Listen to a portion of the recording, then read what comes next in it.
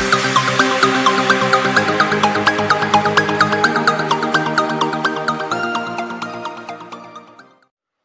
Everyone, स्वागत है आपका अपने यूट्यूब चैनल द स्टडी अड्डा में।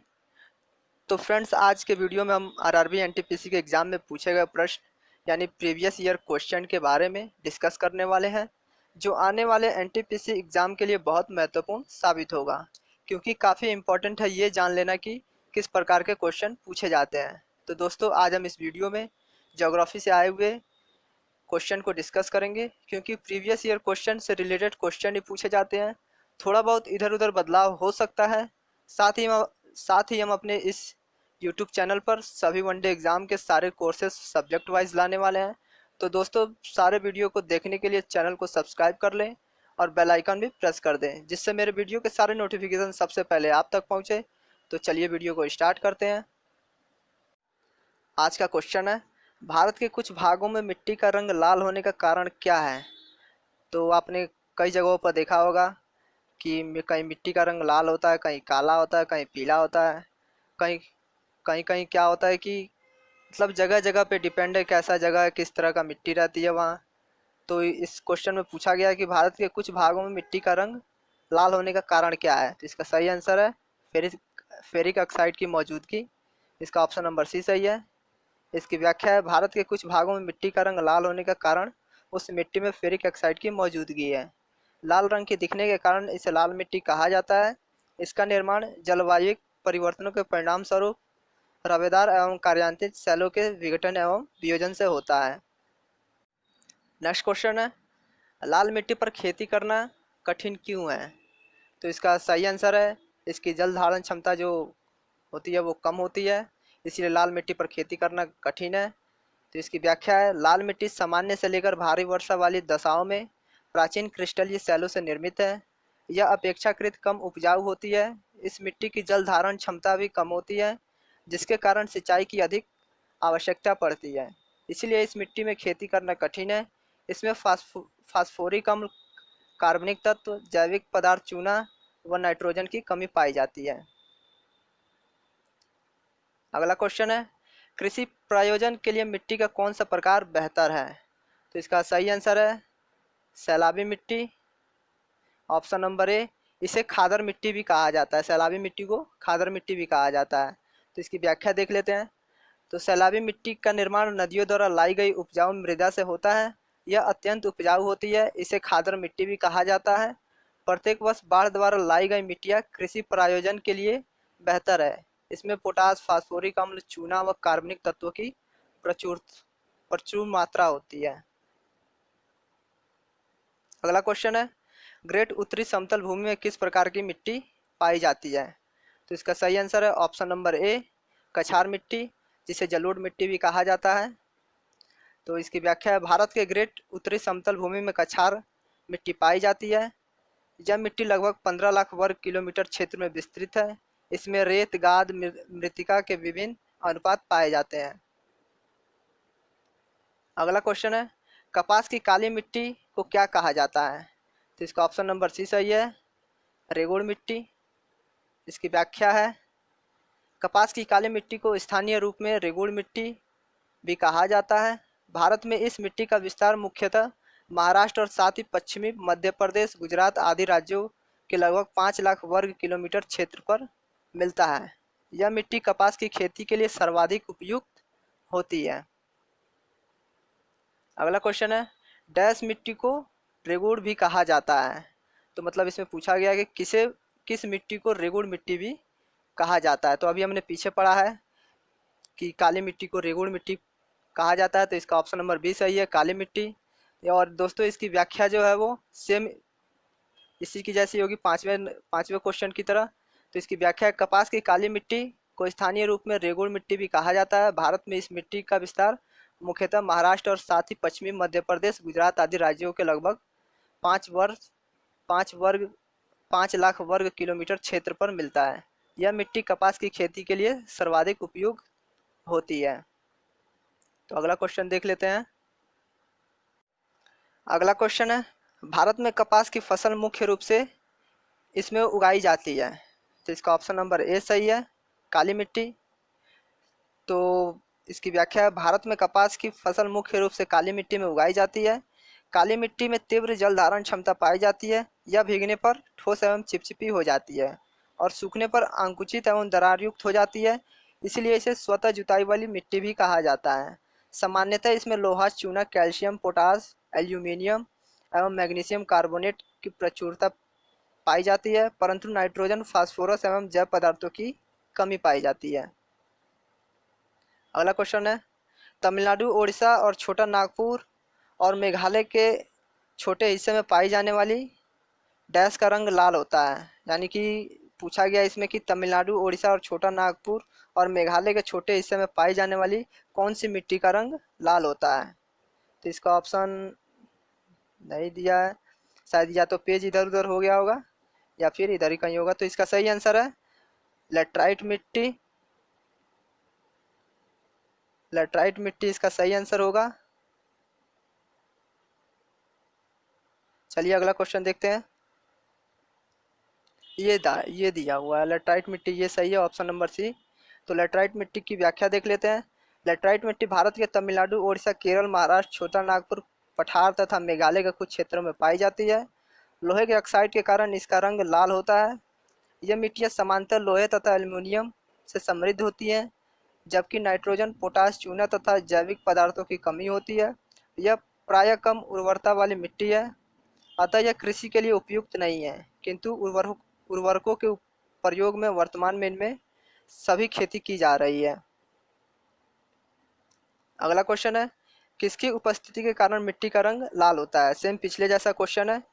तो दोस्तों आप लोग देख रहे हैं कि सारे क्वेश्चन जो है वो रेलवे एनटीपीसी के एग्ज़ाम 2016 के सारे क्वेश्चन है ये, और सारे क्वेश्चन 2016 में पूछे गए हैं। तो देखिए अभी देखिए ये वाला क्वेश्चन देखिए 9वां, कि तमिलनाडु, ओडिशा और छोटा नागपुर और मेघालय के छोटे हिस्से में पाई जाने वाली कौन सी मिट्टी का रंग लाल होता है। तो अभी हमने बात की लेटराइट मिट्टी का रंग लाल होता है। सेम वैसा ही क्वेश्चन यहाँ भी आ गया कि किस उपस्थिति के कारण मिट्टी का रंग लाल होता है। तो ये देखिए 22 फरवरी 2016 सेकंड पाली में पूछा गया है, और ये जो आपका पूछा गया ये थर्ड पाली में 27 अप्रैल 2016 थर्ड पाली में पूछा गया है। तो आइए देख लेते हैं इस क्वेश्चन को।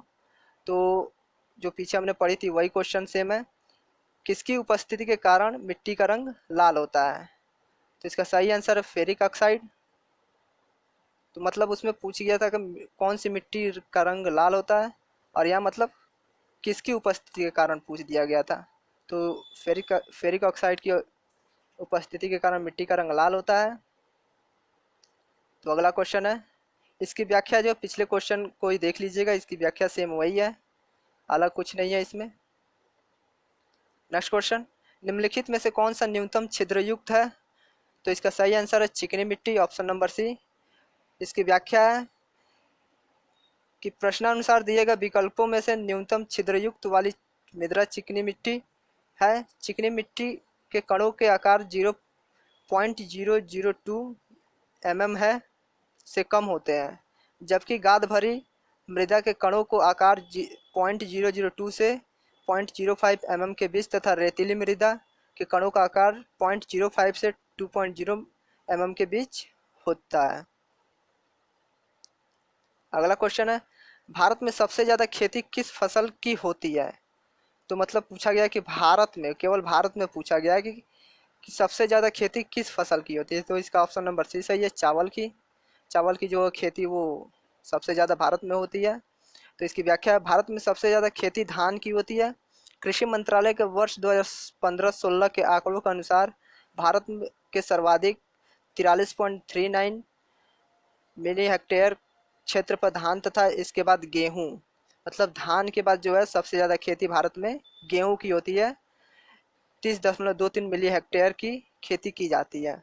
2016-17 के आंकड़ों के अनुसार भी उपरोक्त मामलों में चावल का ही सबसे ज़्यादा खेती की जाती है। अगला क्वेश्चन है, बड़े पैमाने पर केसर का उत्पादन कहाँ किया जाता है। तो मतलब केसर का यहाँ पूछ दिया गया है। तो भारत में, मतलब इसमें पूछा गया कि बड़े पैमाने पर केसर का उत्पादन भारत में कहाँ किया जाता है। तो इसका ऑप्शन नंबर सी सही है, जम्मू कश्मीर। तो इसकी व्याख्या है, भारत में केसर का बड़े पैमाने पर उत्पादन जम्मू कश्मीर में किया जाता है। कश्मीर घाटी में इसकी सबसे अधिक मात्रा पैदा की जाती है। अगला क्वेश्चन है, निम्नलिखित में से कौन सा भारतीय राज्य कच्चे रेशम का उच्चतम उत्पादक है? तो इसका ऑप्शन नंबर सी सही है, कर्नाटक। इसमें पूछ दिया गया है कि भारतीय राज्य में कच्चे रेशम का उच्चतम उत्पादक कौन सा राज्य है? तो इसका ऑप्शन नंबर सी सही है, कर्नाटक राज्य। तो वर्ष 2015, इसकी व्याख्या है, वर्ष 2015-16 में कर्नाटक में देश के कुल कच्चे रेशम का लगभग 34% भाग उत्पादित किया गया था। यानी कि 2015-16 में कर्नाटक में कुल कच्चे रेशम का लगभग 34% भाग उत्पादित किया गया था। कर्नाटक में शहतूत रेशम का लगभग 48% भाग उत्पादित किया जाता है। वर्ष 2015-16 में कुल रेशम के उत्पादन में आंध्र प्रदेश का द्वितीय स्थान है। यानी कि पहले स्थान पर कर्नाटक है, दूसरे स्थान पर आंध्र प्रदेश है। और वही 2016-17 में कच्चा रेशम उत्पादक सिर्फ 5 राज्य हैं।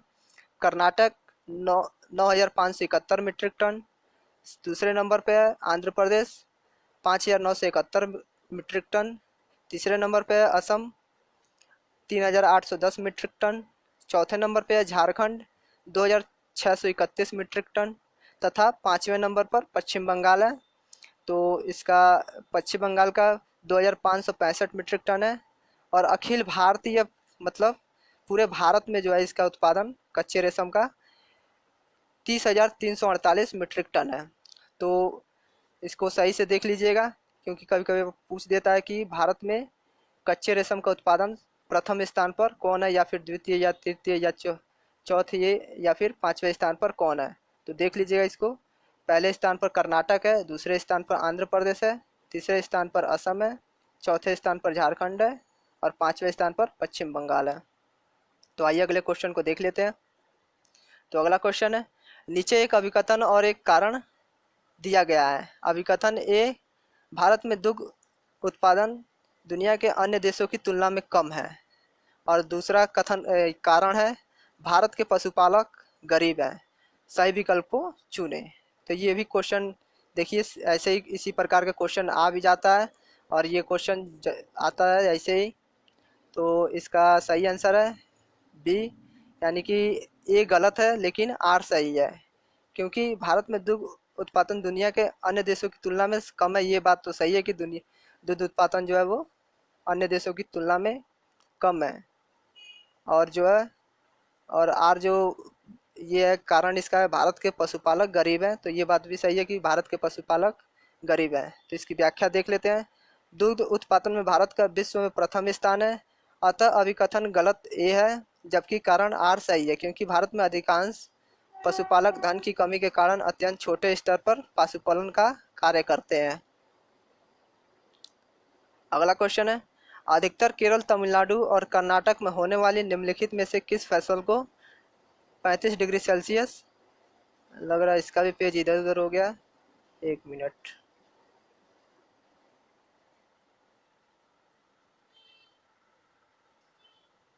हाँ 16। अगला क्वेश्चन देख लेते हैं, अधिकतर केरल, तमिलनाडु और कर्नाटक में होने वाली निम्नलिखित में से किस फसल को 35 डिग्री सेल्सियस तापमान और 200 सेंटीमीटर से अधिक वर्षा की आवश्यकता होती है? तो इसका सही आंसर है ऑप्शन नंबर ए, रबड़। तो दोस्तों पेज थोड़ा इधर उधर हो गया तो उसके लिए माफ़ी चाहता हूँ। तो इसकी व्याख्या देख लेते हैं। रबड़ एक बागानी फसल है जिसे उच्च तापमान तथा अधिक वर्षा की आवश्यकता होती है। इसे लगभग 35 डिग्री तापमान तथा 200 सेंटीमीटर से अधिक वर्षा की आवश्यकता होती है। रबड़ का उत्पादन भारत में केरल, तमिलनाडु, कर्नाटक, गोवा आदि राज्यों में होता है। तो और भारत का सर्वाधिक रबड़ उत्पादन करने वाला राज्य केरल है।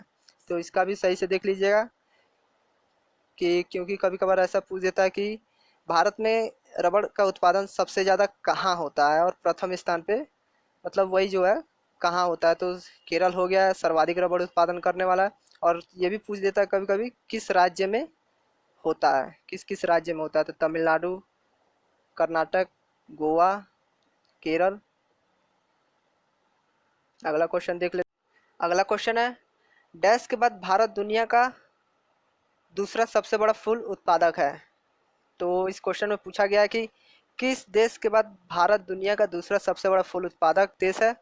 तो इसका ऑप्शन नंबर ए सही है, चीन। तो इसकी व्याख्या प्रश्नकाल में दिए गए विकल्पों में चीन के बाद भारत दुनिया का दूसरा सबसे बड़ा फूल उत्पादक है। वर्तमान में विश्व का सबसे बड़ा फूल उत्पादक नीदरलैंड है, जबकि दूसरे तथा तीसरे स्थान पर क्रमशः कोलंबिया एवं इक्वाडोर हैं। तो दोस्तों, क्वेश्चन को थोड़ा ध्यान से पढ़िएगा, क्योंकि ना यहाँ पहला और दूसरा तीसरा यहाँ कुछ नहीं पूछा गया है। बस यहाँ ये पूछा गया कि किस देश के बाद भारत दुनिया का दूसरा सबसे बड़ा फूल उत्पादक है। तो इसका सही आंसर होगा चीन। तो क्वेश्चन को ध्यान से देखिएगा। अगला क्वेश्चन है, निम्नलिखित में से कौन सा एक भारत का प्रमुख चाय उत्पादक राज्य है? तो इसका सही आंसर है ऑप्शन नंबर बी, पश्चिम बंगाल। इसकी व्याख्या है, भारत के प्रमुख चाय उत्पादक राज्यों में असम, पश्चिम बंगाल, तमिलनाडु तथा केरल राज्य शामिल है। इन राज्यों में भारत के कुल चाय उत्पादन का 98% भाग उत्पादित होता है। भारत विश्व में चाय उत्पादन में चीन के बाद दूसरे स्थान पर है। भारत में विश्व ही बेहतरीन चाय की किस्में का उत्पादन किया जाता है। तो जो है वो भारत विश्व में चाय के उत्पादन में चीन के बाद दूसरे स्थान पर है। तो इसे भी ध्यान से देखिए इस क्वेश्चन को। अगला क्वेश्चन है, भारत का कौन सा राज्य 2015-16 का सबसे बड़ा गन्ना उत्पादक राज्य था? तो इसमें पूछा गया है मतलब कि 2015 और 16 के अनुसार भारत में सबसे बड़ा गन्ना उत्पादक राज्य कौन था? इसका सही आंसर है option number D, Uttar Pradesh. इसकी व्याख्या है, वर्ष 2016-17 के चतुर्थ अग्रिम अनुमान के अनुसार भारत का सबसे बड़ा गन्ना उत्पादक राज्य उत्तर प्रदेश में 41.1% है। इसके पश्चात यानी इसके बाद क्रमशः महाराष्ट्र 14.4%, कर्नाटक 6.7% का स्थान है। अगला क्वेश्चन, दक्कन के पठार की प्रमुख फसल क्या है? तो इसमें पूछा गया कि दक्कन के पठार की प्रमुख फसल क्या है? तो इसका ऑप्शन नंबर बी सही है, कपास। कपास यहाँ की जो है पठार की प्रमुख फसल है। इसकी व्याख्या है, दक्कन के पठार के क्षेत्र पर काली मिट्टी का विस्तार पाया जाता है। काली मिट्टी कपास की कृषि के लिए सर्वाधिक उपयुक्त मिट्टी मानी जाती है, इसीलिए इस क्षेत्र की प्रमुख फसल कपास है। इसके अतिरिक्त सिंचाई सुविधाओं के प्रसार के कारण यह क्षेत्र गन्ने की कृषि के अनुकूल बन गया है। अगला क्वेश्चन है, भारत का कौन सा राज्य जूट का सबसे बड़ा उत्पादक राज्य है? तो इसका ऑप्शन नंबर सी सही है, पश्चिम बंगाल।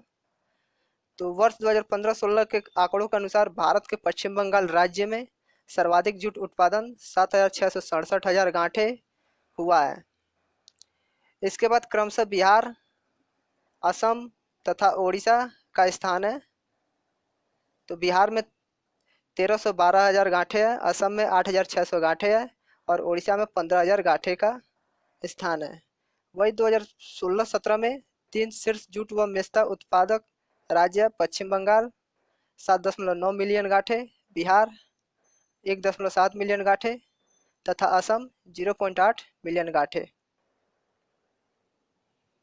अगला क्वेश्चन है, एम.एस. स्वामीनाथन नामक भारतीय अनुवांशिकीविद ने किसमें प्रमुख भूमिका निभाई है? इसका सही आंसर है ऑप्शन नंबर सी, हरित क्रांति।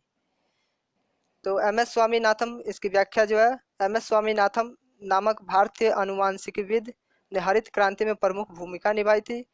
इनके नेतृत्व में ही भारत में गेहूं की उच्च उत्पादक प्रजातियों का सफलतापूर्वक विकास किया गया था। भारत में हरित क्रांति के पिता डॉक्टर एम.एस. स्वामीनाथन को ही कहा जाता है। तो मतलब कि मान लीजिए कभी क्वेश्चन पूछ ले कि हरित क्रांति के पिता किसे माना जाता है, तो इसका आंसर हो जाएगा उस समय डॉक्टर एम.एस. स्वामीनाथन। फिलहाल क्वेश्चन में बस यही पूछ रहा है कि एम.एस. स्वामीनाथन नामक भारतीय अनुवांशिकीविद ने किसमें प्रमुख भूमिका निभाई थी, मतलब कि इन्होंने प्रमुख भूमिका किसमें निभाई थी। तो यही है, इसका आंसर हरित क्रांति होगा। अगला क्वेश्चन है, विश्व में भारत का सबसे ज़्यादा भाग कौन सी फसल उगाता है? तो इसमें पूछा गया है यही है कि विश्व में भारत का सबसे ज़्यादा भाग कौन सी फसल उगाता है, मतलब कौन सा ऐसा भाग है जो ज़्यादा फसल उगाता है। तो इसका सही आंसर है बी, गन्ना। इसकी व्याख्या है, विश्व में भारत का सबसे ज़्यादा भाग गन्ना की फसल उगाता है। गन्ने की खेती भारत के लगभग सभी क्षेत्रों में की जाती है। उत्तर प्रदेश, महाराष्ट्र, मध्य प्रदेश, तमिलनाडु, कर्नाटक, बिहार आदि राज्यों में बड़े स्तर पर गन्ने की खेती की जाती है। गन्ना उत्पादन में भारत का विश्व में दूसरा स्थान है। पहला स्थान जो है वो ब्राज़ील का है। हालाँकि भारत के सर्वाधिक भाग पर धान की खेती की जाती है। अगला क्वेश्चन है, निम्नलिखित विकल्पों में से उस एक को चुनें जो भिन्न है। मतलब कि इन इन विकल्प जो विकल्प 4 विकल्प दिए गए हैं, इनमें से किसी एक को चुनना है जो सबसे भिन्न है।